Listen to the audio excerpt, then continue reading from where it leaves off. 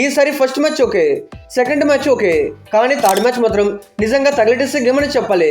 ఎందుకంటే మనం ఎంతగానో ప్రేమించుకున్న ప్లేయర్స్ వదిలేసి అదే ప్లేయర్ మన టీం పైన ఫస్ట్ మ్యాచ్లో ఆడుతుంటే ఎలా ఉంటుంది చెప్పండి. ఈసారి ఇదే చెడబోతున్నాం. అసలు ఆ ప్లేయర్ ఎవరు, ఆ మ్యాచ్ అంటే మీ అందరికీ తెలిసిందే. ఒక పక్క రాజస్థాన్కి రాయల్ ఎంట్రీ ఇస్తున్న రవీంద్ర జడేజా ఉంటే మరో పక్క సిఎస్కేలో షేర్ సంజు శాంసన్ ఉన్నాడు. వీళ్ళిద్దరూ టీం మారాక ఇప్పుడు రైవర్లీ భయంకరంగా మారిపోయింది. అలాంటిది ఫస్ట్ మ్యాచ్ నుండి ఎవరు భయం చూపిస్తారో తెలుసుకోవాలిగా. ఈ మ్యాచ్ గురించి అన్ని విషయాలు మాట్లాడుకుందాం. ఇలా రోజు match preview and update videos చేస్తుంటాను. మీరు ప్రతిసారి వెతుక్కోవాల్సిన పని లేకుండా ఉండాలంటే మాత్రం ఈ సబ్స్క్రైబ్ అయితే కొట్టేసండి. తర్వాత మిగతా మాట్లాడదా నేను చూసుకుంటా. ఆల్సో మీరు ఎవరికి ఫ్యాను నేను కూడా తెలుసుకోవాలి కదా. సో మీ ఫేవరెట్ టీం మీద కామెంట్ చేయండి. ఇంకా లేట్ మామ టాపిక్లోకి వెళ్ళిపోదాం. ఫస్ట్లీ మ్యాచ్ సంగతి ఏంటని చూస్తే మార్చ్ 30 మండే రోజు బరస్పర స్టేడియం గువాహతి నుండి ఈవినింగ్ 7:30 PM మ్యాచ్ ఉంటుంది. హెడ్ రికార్డ్స్ గురించి మాట్లాడుకుంటే అసలు సిఎస్కేకి రాజస్థాన్ ఏం పోటీ ఇస్తుందిలే అని ఫ్యాన్స్ థింకింగ్. కాకపోతే వీళ్ళు ఇచ్చిన ఫైట్ చూశాక ఈ గేమ్ సిఎస్కేకి అంత ఈజీ కాదని అనిపిస్తుంది. ఎందుకంటే వీళ్ళ మధ్య మొత్తం 31 మ్యాచెస్ జరిగాయి. దీంట్లో రాజస్థాన్ 15 మ్యాచెస్ గెలిస్తే అదర్వైజ్ చెన్నై 16 మ్యాచెస్ గెలిచారు. సిఎస్కే పైన ఇలాంటి టఫ్ కాంపిటీషన్ ఇవ్వడం అంటే అది మామూలు విషయం కాదు. ఏదేమైనా మ్యాచ్ గువాహతిలో ఆడబోతున్నారు కాబట్టి ఎక్కడ ఎలాంటి కండిషన్స్ ఉంటాయో చూద్దాం. బేసిక్లీ ఇదైతే ఒక బ్యాటింగ్ ఫ్రెండ్లీ సర్ఫేస్, చాలా మంచి బౌన్స్ ఉంటుంది. బ్లాక్ సోల్ వికెట్ కారణంగా బ్యాటర్స్ కంఫర్టబుల్ గా రన్ స్కోర్ చేస్తూ ఉంటారు. దాంట్లో fast out field and shorter boundaries ఉంటుంది కాబట్టి రెగ్యులర్ హై స్కోర్స్ ఎక్కువగా వస్తుంటాయి. మొత్తానికి చెప్పాలంటే ఫామ్ లో లేని బ్యాటర్ కూడా కంబ్యాక్ ఇవ్వడానికి సరైన పిచ్.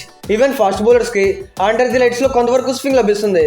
ఇది ఒక్కటే బౌలర్స్ కి పాజిటివ్ తప్పిస్తే ఫ్లాట్ ట్రాక్ వల్ల బ్యాటర్స్ కి మోర్ అడ్వాంటేజ్ ఉంటుంది. అయితే ఫస్ట్ ఇన్నింగ్ యావరేజ్ స్కోర్ అయితే మాత్రం 160 to 192 మధ్యలో ఉంది.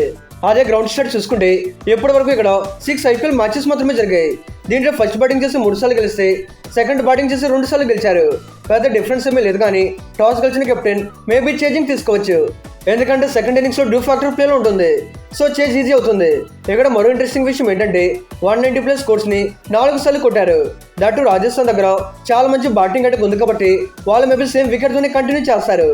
అసలు ఈ మ్యాచ్ లో ఎలాంటి ప్లేయింగ్ ఫెల్ తో రావచ్చు అని చూసుకుంటే ముందుగా రాజస్థాన్ ప్లేయింగ్ ఫెల్ వచ్చేసి ఓపెనర్స్ గా ఎస్ఎస్వి జైస్వాల్ అండ్ వైభవ్ సూర్యవంశీ ఆడతారు. నెంబర్ 3 పొజిషన్ లో కెప్టెన్ రియాన్ పరాగ్, 4 లో వికెట్ కీపర్ గా ధ్రువ్ జురెల్, 5 లో దర్శన్ సన్కా, 6 లో సిమ్రన్ ఇట్మయర్, 7 లో రవీంద్ర జడేజా, 8 లో జాఫ్రా ఆర్చర్, 9 లో రవి బిష్ణోయ్, 10 లో నాంద్రే బర్గర్, 11 లో Tushar Deshpande and impact player గా సందీప్ శర్మ ఆర్ శుభం డూబే ఆడతారు. మీరు లాస్ట్ టైం తో కంపేర్ చేసుకుంటే ఈసారి టీం చాలా వరకు బలంగా కనిపిస్తుంది. కిందటిసారి ప్యూర్ ఆల్రౌండర్స్ ఎవరు లేకపోయారు. అదే ఈసారి చూస్తే ఇంపాక్ట్ ప్లేయర్ తో కలిపి 7 ప్యూర్ బౌలింగ్ ఆప్షన్స్ ఉన్నాయి. ఇట్ మీన్స్ బౌలింగ్ లో ఒక ఫ్లెక్సిబిలిటీ కనిపిస్తుంది.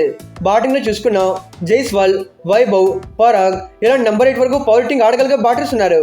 కాకపోతే టీంలో క్వాలిటీ లీడర్షిప్ అనేది మిస్ అవుతుంది. కొత్త కెప్టెన్ జైస్వాల్ ఎలా నడిపిస్తాడో తెలియదు. Otherwise quality spin and pace attack ఉంది. Now talking about Chennai super kings, ముందుగా ప్లేయింగ్ ఫెల్ చూసుకుంటే ఓపెనర్స్ గా ఆయుష్ మాత్రే అండ్ వికెట్ కీపర్ గా సంజు శాంసన్ ఆడతారు.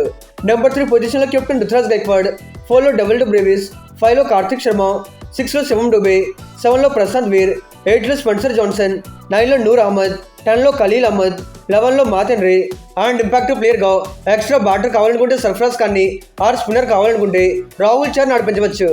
ఏదేమైనా ఈసారి సిఎస్కే సరికొత్తగా కనిపిస్తున్నారు. మెయిన్లీ సంజు శాంసన్, కార్తిక్ శర్మ అండ్ ప్రశాంత్ వీర్ ఆడాక బ్యాటింగ్ భయంకరంగా మారిపోయింది. ఇప్పుడు ఒక్కరి మించి ఒకరు ప్రతి ఒక్కరు డేంజర్ గాలే. 200కు పైగా టార్గెట్ ఉన్నా కానీ ఈజీగా చేసేయగలిగే లైనప్ ఉంది. కానీ మెయిన్ కన్సర్న్ మొత్తం బౌలింగ్ లోనే కనిపిస్తుంది. మనం లాస్ట్ టైమే చూసాం, బౌలింగ్ మొత్తం కొలాప్స్ అయిపోయింది. ఈసారి చిన్న చిన్న అప్గ్రేడ్స్ చేసినప్పటికీ అవి మ్యాచ్ విన్నింగ్ ఆప్షన్స్ గా కనిపించట్లేదు. కాకపోతే ఒక ఛాన్స్ ఉంది. Spencer Johnson, Khaleel Ahmed and Matt Henry వీళ్ళందరూ వాళ్ళ ఎబిలిటీకి తగ్గ పర్ఫార్మెన్స్ ఇస్తే మాత్రం బౌలింగ్ లో బీస్ట్గా మారిపోవచ్చు. ఏదేమైనా ఈ మ్యాచ్ లో రాజస్థాన్ గెలవాలంటే ఏం చేయాలి అని చూస్తే మేక్ షూర్ వీళ్ళ టాప్ ఆర్డర్ క్రూషియల్ గా ఉండబోతుంది. ఎందుకంటే వీళ్ళు మాత్రమే బాల్ నుండి భయంకరంగా ఆడతారు. ఇన్ కేస్ మంచి స్టార్ట్స్ ఇస్తే సిఎస్కే బౌలింగ్ మొత్తాన్ని బ్యాక్ ఫుట్ లో పడవచ్చు. అండ్ బౌలింగ్ లో చూసుకున్న Sanju and Ayush wickets important గా ఉంటాయి. ఎప్పటికే సంజు పెచ్చ ఫామ్ లో కనిపిస్తున్నాడు. మరోపక్క ఆయుష్ ఎక్కువసేపు ఆడితే మాత్రం రాజస్థాన్కి ఆయుషం తెప్పిస్తాడు. సో వీళ్ళని తొందరగా అవుట్ చేయాలి. అదర్వైజ్ సిఎస్కే గెలవాలంటే మాత్రం వీళ్ళ పేస్ అటాక్ పీక్ పర్ఫార్మెన్స్ ఇవ్వాల్సిన అవసరం ఉంది. ఎందుకంటున్నంటే ఎప్పట్లో మీకు ఎంత మంచి క్వాలిటీ బ్యాటింగ్ అటాక్ ఉన్నా సరే క్వాలిటీ బౌలింగ్ లైనప్ లేకపోతే బకెట్ తినడం తప్పిస్తే వేరే ఆప్షన్ లేదు. లాస్ట్ ఎస్ఆర్ఎస్ మ్యాచ్లో ఇదే చూసాం. ఇక్కడ సిఎస్కేకి ఉన్న బిగ్గెస్ట్ పాజిటివ్ విషయం ఏంటంటే వీళ్ళ దగ్గర ఇంటర్నేషనల్ క్వాలిటీ అటాక్ ఉంది. ఖలీల్ చూసుకున్నా, స్పెన్సర్ చూసుకున్నా, మాథెన్రికి చూసుకున్నా వికెట్ టేకింగ్ ఎబిలిటీ ఉంది. ముగ్గురు కూడా power play and death overs లో ఇంపాక్ట్ఫుల్ గా రాణిస్తుంటారు. వీళ్ళు ఇనిషియల్ ఓవర్స్ నుండి కన్సిస్టెంట్ గా ప్రెజర్ పెట్టారంటే మాత్రం చెన్నై చిటుకు ఆడొచ్చు. మెయిన్లీ జైస్వాల్ అండ్ సూర్యవంశిని తొందరగా వెనక్కి పంపించాలి. ఫైనలీ విన్నింగ్ పాసిబిలిటీస్ చూసుకుంటే ఆఫ్ కోర్స్ ఈ మ్యాచ్లో గెస్ట్ చేయడం కాస్త కష్టమే. మరి రాజస్థాన్కి క్వాలిటీ టీం ఉన్నప్పటికీ ఆ క్వాలిటీని రైట్ వేలో యూజ్ చేయగలిగే క్వాలిటీ లీడర్షిప్ లేదు. అదర్వైజ్ సిఎస్కేలో ఆ లీడర్షిప్తో పాటు గెలిపించగలిగే రిసోర్సెస్ ఉన్నాయి. సో యంగ్ టీం పైన ప్రెజర్ పెట్టి సిఎస్కే విన్ అవ్వచ్చు అనుకుంటున్నా. నా థాట్స్ అయితే ఇవే. ఎవరు గెలుస్తారు అని మీరు అనుకుంటున్నారు? Let me know in the comments. ఎలానో వెళ్ళిపోతున్నారు కాబట్టి ఈ సబ్స్క్రైబ్ కూడా కొట్టేసి వెళ్ళిపోతే బాగుంటుంది. బికాజ్ మీకు కావాల్సిన వీడియోస్ అన్ని మన ఛానల్లో వస్తూ ఉంటాయి. సో ప్లీజ్ కొట్టేసండి. Okay friends, bye, thanks for watching.